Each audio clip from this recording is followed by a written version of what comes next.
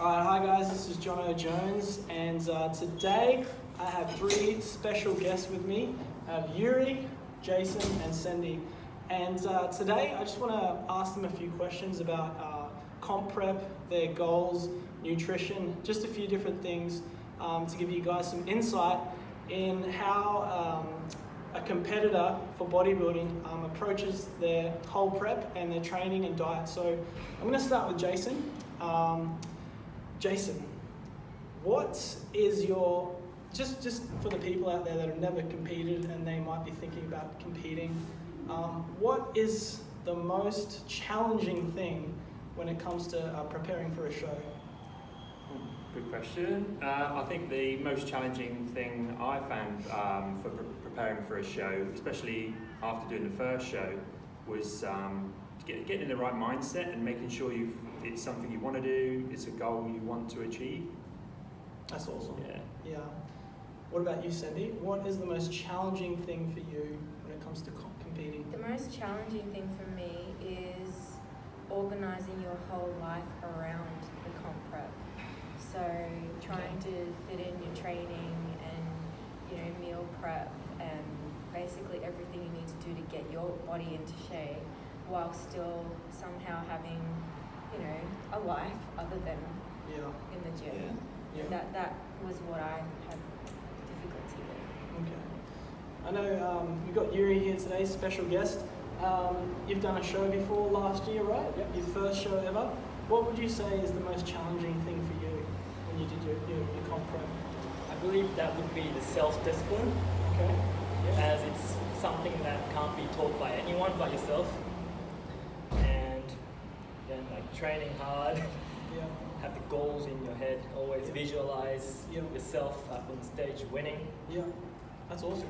Cool. We'll get more into visualizing and things like that down the track in the interview. Amazing. But now I'm going to change the question, flip it, and say, what was the most enjoyable thing about competing, Jason? Comp prep. Not so much getting on stage, actually the journey. Just seeing the transformation as you progress, and also maybe it's just a personal thing, but I found the actual discipline and structure quite good. Yeah, okay. Helps with other aspects of your life. Yeah. Once you've got that in place and you don't have to worry about that, you can just follow it as you go along through the progress. Yeah. Everything else seems to have given more time with regards to things like your work, your social life. I know a lot of people say you forget your social life when you're prepping, but personally I found it actually helped. Yeah, awesome. That's good. What about yourself, Sendi? I agree with Jason. Yeah. It's very much the same for me. Yeah, I think once you've got everything set up the way you need it to be and you just follow that routine, then it works out really well. And it's, for me personally, it was just seeing my progress and seeing a bit more definition come through every week or every fortnight, whatever. Yeah. I found that really helped motivate me to continue. Yeah, awesome. What about yourself, Yuri? I don't know what else to say. What did you enjoy most about your comp prep? The posing? The posing, it's I good thought fun. so. And it's just rewarding when you see the difference, as you guys said before. Yeah. Seeing your body change, getting more your definition. When you notice that you can do things you couldn't do before. Yeah, that's good. Awesome. Yeah. Cool. So I'm going to talk about the actual day of the show. You've been training so hard, you've been dieting, you've been practicing your posing. What's the most rewarding, or what's the best thing about getting on stage and doing the whole show? What did you enjoy? It's just the actual. It's reaching that. It's like a finale, isn't it? I guess to all the prep and the effort that you put in. Yeah. With regards to actually being able to display the effort that you put in and getting that. Even if you don't place, it's just being on stage and being able to showcase that at your peak. Yeah. To everyone else, I said almost look at me. Yeah. This is what I've done. This is all the efforts come together to present. This amazing physique. Even if it's for one day. Yeah. It's just that recognition. Yeah. Cool. Awesome. What about yourself, Sendi? Yeah, I feel like the moment before you go on stage, you're so nervous, but then once you're up there, you're just so proud. You're just Yeah. like, look, I finally did it. I'm here. Yeah. I haven't fainted yet. You know? That's right. Yeah. And even if you're not, probably like me and you, we're not outgoing people, are we really? And it's just for us to do it and get on stage is probably it's almost that little bit more rewarding, I guess. Yeah, I feel like that in itself is the achievement. Yeah, definitely. Just getting up there and getting over your fear, and I find that That's the most awesome part of the day. So you're almost, you're overcoming that fear, you're overcoming anything and everything that would... Because it's a fear, in a way, for a lot of people to get up on stage and have somebody judge your body. Yeah. So I feel like just getting up there and doing it, you overcome your fear. Yeah. Oh, 100%. Yeah. That's awesome. What about yourself, Yuri? They've given all the good answers and you're the last one. Yeah, sorry. Asking first. Sorry, man. I took that as like, I don't know, proof of like effort you put in for like 8 months, like all the hard work you put in, you like go out there, release it all in like within 5 minutes or so. And everyone's cheering under the spotlight. Yeah. It's like English presentation I did in high school. You're so nervous, but like once you get into it, you're like, oh, is that it? This is it. Yeah. And you got to think about the food after the conference. Definitely. Yeah. So this time I'll ask you first. Next question.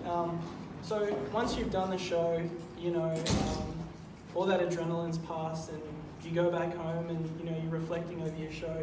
What do you do from there? Like, what advice would you give to someone, after a show? Would you set a new goal? Would you, take an off season? Would you do another comp? Like, what would you do? First thing I noticed was the reverse diet. You got to do that right, otherwise you put on a lot of fat, and you will get disappointed because you're not shredding anymore. So you'll notice that your definition will like start to fade a bit, and you start to like sort of hate yourself sometimes. But you gotta be kind to yourself. And setting new goals and work hard again towards that. Sendi, what you've done a few shows. What advice would you give, especially to girls? After a show, I know you're not going to look stage ready all the time. I feel that if you can't be comfortable with getting fat and putting on weight, especially as a woman, because women put it on based on our hormones.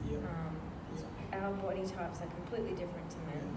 Men are still able to maintain a nice muscular look, whereas women do tend to just go a little bit over, and that's fine. You need to just accept it. That's normal, and you're perfectly healthy, and you don't need to be upset about it. That's just the media trying to make you feel bad about not being ultra diced all the time, which is not normal. And you're not going to be happy looking like that all the time anyway. So. Exactly. So love your body, love your physique. Love your body. Just keep training. Fat you are. What about yourself, Jace? What advice would you give to guys? It's a bit like both Yuri and Sendi have both said. It's being comfortable in your own skin. It's being controlled with regards to your reverse diet. You almost have to. It is that reverse diet is staying in a controlled state. You can't just suddenly finish the show, stop, or step off stage, stop and think, I'll just go back to eating whatever I like, because because your metabolism's changed so much, it just causes an absolute chaos. So you need to be controlled. Use a coach, 100% use a coach to get you back into a steady, maintainable diet.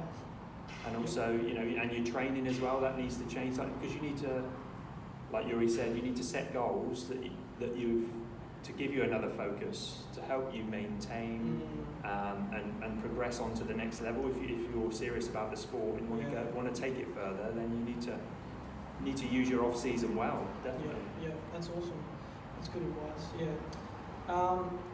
This next question, it's more so directed towards people who it's their first show. So you guys have competed a few times. It's Yuri's first show. He's about to compete this year in season B. So I'll ask you first, Yuri. I know you've done a show last year, and you guys have done a few. Sorry, I'm getting to the question. would you compete like year after year after year after year? Or would you say maybe compete 1 year and 2 and then have like 2 years off, 3 years off and then come back? What advice would you give to someone, you know? And I guess it also depends if you want to stay in the same division or if you want to go up a division. But just personally answer that question for yourself.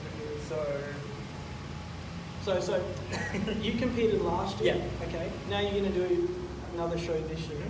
After this show, are you planning on doing another show next year, or do you want to take time off? What's your sort of outlook on? I don't really. You haven't thought that far ahead? Okay, that's okay. That's all good. What about you guys? What advice would you give to personally? So personally, when I first started training, my goal was always to get to figure level. Yeah. That was why I had to take time off after my first show or whatever, and put on size, and then a lot of things got in the way, and that's something you have to be prepared for. Like sometimes you have a goal, but things will, you'll have setbacks, and that's perfectly fine. Doesn't mean that it's over. So I still did my best and went and competed, and I wasn't quite at, the figure level. And then I wasn't even expecting to be at the figure level this last year, but I actually was. So, you just keep going and you try your best. Yeah, that's good. What about you, Jace? I guess it's kind of slightly, it's a difficult one for me personally because I'm a mature gentleman. Well, thank you. I only started competing a couple of years ago now, I guess. So, and I've been fortunate enough to be quite successful. What I'd consider successful, and so. Me personally, I'm looking at competing in Season B this year, but I feel as I'm getting close to not the end of a cycle of competing at the level I'm at, I need to decide a few things to consider. One, with my age, is if I want to go up to the next level of competing, which would be classic physique, I'd have to gain a bit more size, which at my age can be quite difficult, so it probably would take me a couple of years, so I may have to take a couple of years off, I guess. And then obviously it is harder for somebody who's more mature to actually gain muscle anyway, so I might not even reach the level I'd be happy with. So it's a difficult one. It is a difficult one. Definitely. Yeah, I think that question you can probably talk a lot more about it. Absolutely. And I know that some people just want to stay in men's physique their whole career, their whole journey. They don't want to get bigger and phase into bodybuilding or something. They're happy to stay at that development and just do show after show, really. And same with girls. Like some girls just want to be bikini. Yeah, they just want to stay there. Sports. For me, I was at fitness model, then I did men's physique, then I did I just want to keep getting bigger. So some people, every goal's different. Everyone's different. So I'll ask one more question and then we'll stop there. And it's mainly got to do with mindset. I'm big on mindset and setting goals and having a vision. So how important is it for you, Yuri, to have a goal, to have a vision, and how do you approach, achieving that goal? Well, you can't really go anywhere without a goal. Especially if it's for your first timers, I think it's good to stick with what your coach says because they're experienced. And you might not know your own body. You get to know that through it takes time. And just stick with that meal plan and training plan and see how you go. Even if you lose, then you'll know what to change for the next time, and you might even do a lot better. That's a good approach. That's what I think. Yep. Yeah, awesome, good advice. Thank you. What about yourself, Sendi? I'm having a mind blank. Okay. Can you ask the question? Okay. It's not just me. Sorry. I'm low on carbs. We just had a big workout, so how important is it for you, Jason, to have a vision, to have a goal, and to set that goal? What steps do you take, and how do you approach achieving and being successful with that vision? A goal's key, I think. Like Yuri said, a goal's key. If you haven't got a goal, then and you just in it because everyone else is doing it, I think it's completely the wrong attitude. Yeah, it is. If you go and watch a show, it's exciting and it can inspire you to think, oh, I could have a go at that. Yeah. But unless you actually seriously consider all the aspects of the prep, the diet, the training aspects as well. The training is kind of the easy bit, but you still need to have a goal of why you want to step up on that stage. Yeah. Whether it's to get yourself in the best condition you've ever been in, or you want to take it further and you think actually I want to become a pro, or you've always done sport all your life and you see it as another sport opportunity, because it is a sport and it's a damn tough sport. Yeah. So you've got to be right in your mind with regards to everything else that's going on in your life as well, with regards to family, your social life, your work. It has to, because those things will at times not necessarily suffer, but it will become challenging. So it's a lot to consider. Yeah. Definitely a lot to consider. Definitely. I don't know if I actually answered the question, No, or was more like a politician. I just want to know, day to day, Jace, like how you keep your mind focused on track to do everything you need to do. What do you do? I think. Do you visualize? Absolutely. Okay. I think what you have to draw on once, especially competing previously. I think what I personally tend to do is draw on the experiences I've had, and how it's almost like self-critique, I guess, and pick out things that actually I could have done way better than that. Those things, and that drives me on personally. It inspires me to think, well, I can. I've. Like looking back at my placings from one year to the next, I improve my placings, and I think, well, the next level is for me to start actually, winning stuff at the top level. Yeah. And what do I have to do to achieve that? So that's what drives me personally on every day. And when I think with everyone, no matter, like I said earlier, even if you don't place, that should drive you on. If you're keen and serious about getting involved in the sport, that should drive you on to think, well, actually, I'm going to make sure I place next time. Like Yuri said, that should motivate you in that respect. That's good. Yeah. So not winning should actually motivate you and inspire you to continue, not have a negative effect. No, absolutely. So, I think whoever you are, let's say whatever you achieve first time round or whatever, you've got to take that as in a positive respect. And use it to inspire you to do better. Yeah. That's good. Awesome. What about yourself, Sendi? Yeah, I totally agree. And it's funny because I've always said this. I'm always grateful that I haven't got a pro card, because I just keep pushing. The fact that I haven't won it means I don't give up. I don't think that that's it. I've achieved my goal. There's nothing left.